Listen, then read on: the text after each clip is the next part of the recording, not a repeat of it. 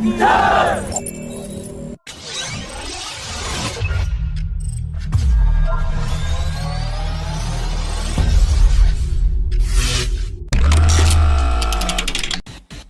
the statement by Chinese Foreign Ministry spokesperson that China will not attend the planned G20 Tourism Working Group meeting in J&K next week, as China is firmly opposed to holding such meetings in the disputed territory, India has firmly asserted that it has the right to host meetings and conferences within its own territory, and that India is fully determined to protect its territorial rights and safeguard its sovereignty.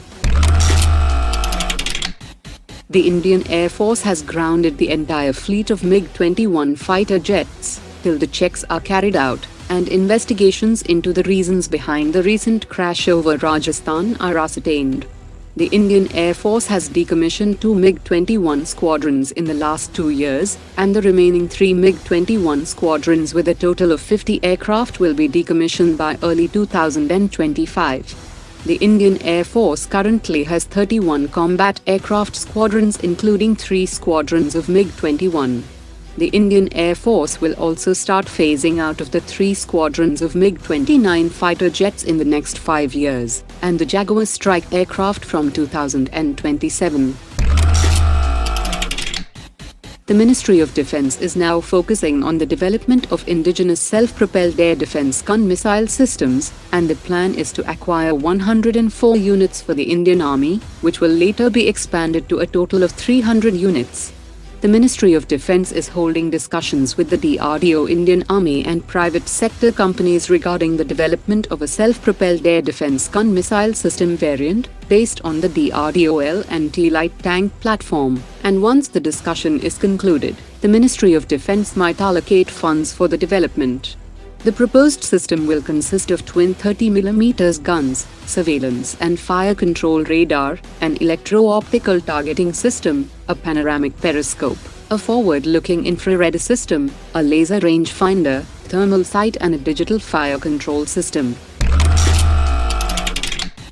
The officials of Hindustan Aeronautics Limited have announced that the company has successfully completed the limited series production of 15 Prachand light combat helicopters at a cost of 3,887 crore rupees and with 45% indigenous content.